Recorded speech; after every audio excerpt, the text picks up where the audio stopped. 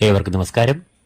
ഈ മാസം, അതായത് ജൂൺ മാസം 15-ാം തീയതി മിഥുനമാസം തുടങ്ങുന്നു. തുടർന്ന് ജൂലൈ 16-ാം തീയതി വരെയും മിഥുനമാസം നീണ്ടു നിൽക്കുന്നു. ഈ ഒരു കാലയളവിൽ നടക്കുന്ന നവഗ്രഹങ്ങളുടെ സഞ്ചാരം ഓരോ രാശിക്കാർക്കും നൽകുന്ന ഫലങ്ങളാണ് ഇന്ന് നാം ഇവിടെ വിശകലനം ചെയ്യുന്നത്. അതിന് മുന്നോടിയായി നമുക്ക് മിഥുനമാസത്തെ ഗ്രഹസഞ്ചാരങ്ങൾ ഒന്ന് പരിശോധിക്കാം. സൂര്യൻ ഈ മാസം മുഴുവനായും മിഥുന രാശിയിൽ സഞ്ചരിക്കുന്നു. സൂര്യന്റെ സമനായ അഥവാ തുല്യനായ ബുധന്റെ ക്ഷേത്രമാണ് മിഥുനം എന്നതിനാൽ സൂര്യൻ ഈ മിഥുന രാശിയിൽ ബലവാൻ ആകുന്നു. ചൊവ്വ ചിങ്ങരാശിയിൽ സഞ്ചരിക്കുന്നു. ബുധൻ സ്വന്തം ക്ഷേത്രമായ മിഥുനത്തിൽ സഞ്ചരിക്കുന്നു. എന്നാൽ ആദ്യ വാരം കഴിഞ്ഞ്, അതായത് 22-ാം തീയതി മുതൽ ബുധൻ കർക്കിടകത്തിലേക്ക് പ്രവേശിക്കും. വ്യാഴം മിഥുന രാശിയിൽ തന്റെ സഞ്ചാരം തുടരുന്നു. ശുക്രൻ ജൂൺ 28 വരെയും മേടരാശിയിലും തുടർന്ന് സ്വക്ഷേത്രമായ ഇടവത്തിലും സഞ്ചരിക്കുന്നു. ശനി മീനരാശിയിൽ സഞ്ചരിക്കുന്നു. രാഹു കുംഭരാശിയിലും കേതു ചിങ്ങരാശിയിലും തങ്ങളുടെ സഞ്ചാരം തുടരുന്നു. അപ്പോൾ മേൽപ്പറഞ്ഞ ഗ്രഹങ്ങളുടെ സഞ്ചാരത്തെ ആധാരമാക്കി മിഥുന മാസഫലങ്ങളിലേക്ക് നമുക്ക് പ്രവേശിക്കാം. മിഥുനക്കൂർ മകയിരം 2-ാം പകുതി, തിരുവാതിര, പുണർദം, മുക്കാലഞ്ഞി നക്ഷത്രങ്ങളാണ് ഈ കൂറിൽ വരുന്നത്. സൂര്യൻ ഈ കൂറുകാരുടെ ജന്മത്തിൽ അഥവാ 1-ാം ഭാവത്തിൽ കൂടിയാകും ഈ മാസം സഞ്ചരിക്കുക. ജന്മത്തിൽ കൂടി സഞ്ചരിക്കുന്ന സൂര്യൻ അനുകൂലമായ ഫലങ്ങളെ നൽകില്ല. സൂര്യൻ ജന്മത്തിൽ സഞ്ചരിക്കുമ്പോൾ അത് ശാരീരികമായ വൈഷമ്യങ്ങൾ, അനാരോഗ്യം, രോഗദുരിതങ്ങൾ, അമിതമായ അധ്വാനം, മാനസികമായ സംഘർഷങ്ങൾ എന്നിവയെ സൃഷ്ടിക്കാം. സൂര്യൻ ഈ കൂറുകാരുടെ 3-ാം ഭാവാധിപൻ കൂടിയാകയാൽ ജന്മത്തിൽ കൂടി അനിഷ്ടനായി സഞ്ചരിക്കുന്ന സൂര്യൻ ബന്ധുമിത്രാദികളുമായി അസ്വാരസ്യങ്ങൾ, വിരോധം, ശത്രുശല്യം എന്നിവയെ സൃഷ്ടിക്കാം. ഈ കൂറുകാരുടെ രാശ്യാധിപനായ ബുധൻ ഈ മാസം ഈ കൂറുകാരുടെ 1, 2 എന്നീ ഭാവങ്ങളിൽ കൂടിയാകും സഞ്ചരിക്കുക. ജന്മത്തിൽ കൂടി സഞ്ചരിക്കുന്ന ബുധൻ ഈ കൂറുകാർക്ക് അനിഷ്ടമായ ഫലങ്ങളെ നൽകാം. ശാരീരികമായ ചില ക്ലേശങ്ങൾ, മാനസിക വൈഷമ്യങ്ങൾ എന്നിവയെ സൃഷ്ടിക്കാം. എന്നാൽ ജൂൺ 22-ാം തീയതിയോടുകൂടി ബുധൻ ഈ കൂറുകാരുടെ 2-ാം ഭാവത്തിലേക്ക് പ്രവേശിക്കുന്നു. അത് ഇവർക്ക് ഗുണാനുഭവങ്ങളെ ഏറെ നൽകും. ധനഭാവം എന്ന് അറിയപ്പെടുന്ന 2-ൽ കൂടി സഞ്ചരിക്കുന്ന ബുധൻ ഇവർക്ക് സാമ്പത്തികമായ നേട്ടങ്ങൾ, ധനാഗമം, സാമ്പത്തികമായ പ്രതിസന്ധികളിൽ നിന്നും മോചനം, ബിസിനസ്സിൽ ലാഭം, മൃദുഭാഷണം, ശരീരസുഖം, മനസ്സുഖം എന്നിവയെ എല്ലാം നൽകും. അപ്പോൾ രാശ്യാധിപനായ ബുധൻ ഈ കൂറുകാർക്ക് ഏറിയ കൂറും ഗുണാനുഭവങ്ങളെ നൽകുന്ന നിലയിലാകും ഈ മാസം സഞ്ചരിക്കുക. ചൊവ്വ ഈ കൂറുകാർക്ക് ഈ മാസം വളരെ ഗുണാനുഭവങ്ങളെ നൽകുന്ന രീതിയിലാണ് സഞ്ചരിക്കുക. ചൊവ്വ ഈ കൂറുകാരുടെ 3-ാം ഭാവത്തിൽ കൂടിയാകും ഈ മാസം സഞ്ചരിക്കുക. സഹോദരഭാവം എന്നും പരാക്രമഭാവം എന്നും അറിയപ്പെടുന്ന 3-ാം ഭാവം ചൊവ്വയുടെ ഇഷ്ടഭാവം ആകുന്നു. 3-ൽ കൂടി സഞ്ചരിക്കുന്ന ചൊവ്വ ഈ കൂറുകാർക്ക് ഊർജം, ആത്മവിശ്വാസം, സകല പ്രതിസന്ധികളെയും നേരിടുവാനുള്ള പോരാട്ടവീര്യം, ശത്രുനാശം, രോഗമുക്തി, കടങ്ങൾ, സാമ്പത്തികമായ ബാധ്യതകൾ എന്നിവയിൽ നിന്ന് മോചനം എന്നിവയെ എല്ലാം നൽകും. കൂടാതെ ഈ സമയത്ത് ബന്ധുമിത്രാദികളുമായി നല്ല ആത്മബന്ധം, സമൂഹത്തിലും ഔദ്യോഗിക രംഗത്തും കീർത്തി, അംഗീകാരം എന്നിവയെയും ഇവർക്ക് നൽകും. ഈ കൂറുകാരുടെ ജന്മത്തിൽ കൂടി സഞ്ചരിക്കുന്ന വ്യാഴവും അത്ര അനുകൂലമായ ഫലങ്ങളെയോ നേട്ടങ്ങളെയോ ഇവർക്ക് നൽകില്ല. എങ്കിലും ചിലവുകളുടെയും ദുരിതങ്ങളുടെയും ഭാവമായ 12-ലെ വ്യാഴത്തേക്കാൾ ആശ്വാസം നൽകുന്ന ഒരു അവസ്ഥയാണ് ജന്മവ്യാഴം.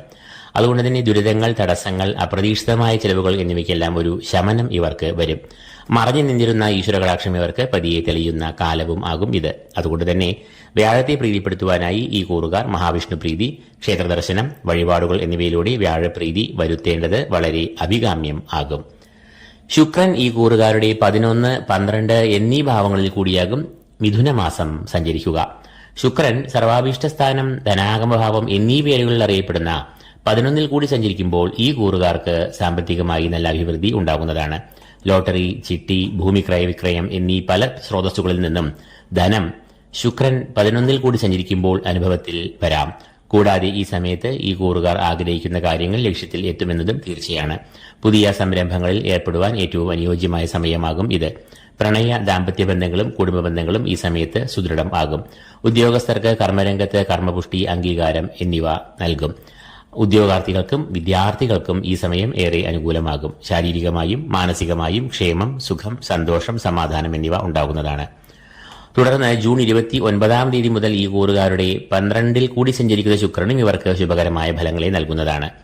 ചെലവിന്റെ ഭാവം എന്ന് അറിയപ്പെടുന്ന 12-ാം ഭാവത്തിൽ മറ്റ് ഗ്രഹങ്ങൾ അനിഷ്ടമായ ഫലങ്ങളെ നൽകും എങ്കിൽ ശുക്രൻ ഗുണാനുഭവങ്ങളെയാണ് നൽകുക. തൽഫലമായി സാമ്പത്തികമായ പ്രശ്നങ്ങളിൽ നിന്ന് മോചനം, സാമ്പത്തികമായ പുരോഗതി, ധനലാഭം എന്നിവയെ നൽകും. കൂടാതെ കാര്യവിജയം, ശരീരസുഖം, മനസ്സുഖം എന്നിവയെയും ശുക്രൻ നൽകും. 12 കൂടി സഞ്ചരിക്കുന്ന ശുക്രൻ ശുഭകരമായ ചിലവുകളെയായിരിക്കും നൽകുക. അതായത് ഭൂമി വാങ്ങുക, വാഹനം വാങ്ങുക, ധനനിക്ഷേപം, വിദ്യാഭ്യാസത്തിനു വേണ്ടിയുള്ള ചിലവുകൾ എന്നിവയെല്ലാം ആകാം. ശനി ഈ കൂറുകാരുടെ 10ാം ഭാവത്തിലാണ് സഞ്ചരിക്കുന്നത്. കർമ്മഭാവം എന്ന് അറിയപ്പെടുന്ന 10ൽ ശനി സഞ്ചരിക്കുന്നത് ഈ കൂറുകാർക്ക് തൊഴിൽപരമായ പ്രതിസന്ധികൾ, ഔദ്യോഗിക രംഗം, കർമ്മമേഖല എന്നിവിടങ്ങളിൽ മാനസികമായ സംഘർഷങ്ങൾ, സഹപ്രവർത്തകരുമായ അഭിപ്രായ ഭിന്നതകൾ എന്നിവയെല്ലാം സൃഷ്ടിക്കാം. കൂടാതെ ബിസിനസ്, മറ്റു സംരംഭങ്ങൾ എന്നിവയിൽ ധനം നിക്ഷേപിക്കുമ്പോൾ വളരെ കരുതൽ പുലർത്തിയില്ലെങ്കിൽ അത് ധനനഷ്ടങ്ങൾക്ക് വഴിവെക്കും. രാഹു ഈ കൂറുകാരുടെ 9ാം ഭാവത്തിലാണ് സഞ്ചരിക്കുന്നത്. 9ാം ഭാവം എന്നത് രാഹുവിന്റെ അനിഷ്ടഭാവം ആകുന്നു. അതുകൊണ്ട് തന്നെ ഈ കൂറുകാർക്ക് രാഹു പ്രതികൂലമായ ഫലങ്ങളെ നൽകാം. 9ാം ഭാവം എന്നത് ഭാഗ്യഭാവം എന്ന് അറിയപ്പെടുന്നു. ഈശ്വരകടാക്ഷം, ഗുരുത്വം, ഗുരുപുണ്യം, പിതൃപുണ്യം എന്നിവയെല്ലാം ഈ ഭാവത്തെ കൊണ്ടാണ് നിർണ്ണയിക്കുന്നത്. തൽഫലമായി ഈശ്വരകടാക്ഷം കുറയുന്ന സമയമാകും ഇത്. കാര്യതടസ്സം, കർമ്മവിഘ്നം എന്നിവയും ഈ സമയത്ത് ഉണ്ടാകാം. എന്നാൽ വിദേശവുമായി ബന്ധപ്പെട്ട് ജോലി, പഠനം, ബിസിനസ് എന്നിവയിലെല്ലാം പുരോഗതിയും ഈ സമയത്ത് ഉണ്ടാകും. രാഹു ഈ കൂറുകാർക്ക് അനിഷ്ടഫലങ്ങളെയാണ് നൽകുന്നത് എങ്കിൽ കേതു ഈ കൂറുകാർക്ക് ഗുണാനുഭവങ്ങളെ നൽകുന്ന നിലയിലാകും സഞ്ചരിക്കുന്നത്. കേതു ഈ കൂറുകാരുടെ 3ാം ഭാവത്തിലാണ് സഞ്ചരിക്കുന്നത്. 3ാം ഭാവം എന്നത് കേതുവിന്റെ ഇഷ്ടഭാവം ആകുന്നു. സഹോദരഭാവം, ശൗര്യഭാവം എന്നീ പേരുകളിൽ അറിയപ്പെടുന്ന 3ാം ഭാവത്തിൽ കേതു സഞ്ചരിക്കുമ്പോൾ അത് സഹോദര ഗുണം, ബന്ധുമിത്രാദികളുമായി നല്ല ബന്ധം എന്നിവയെ നൽകും. കൂടാതെ ഏത് പ്രതികൂലമായ സാഹചര്യങ്ങളെയും പ്രതിസന്ധികളെയും തളരാതെ നേരിടുവാനും ലക്ഷ്യം കൈവരിക്കാനുമുള്ള ഊർജ്ജം, ആത്മബലം, ആത്മവിശ്വാസം, നിശ്ചയദാർഢ്യം എന്നിവയെ 3ലെ കേതു നൽകുന്നതാണ്.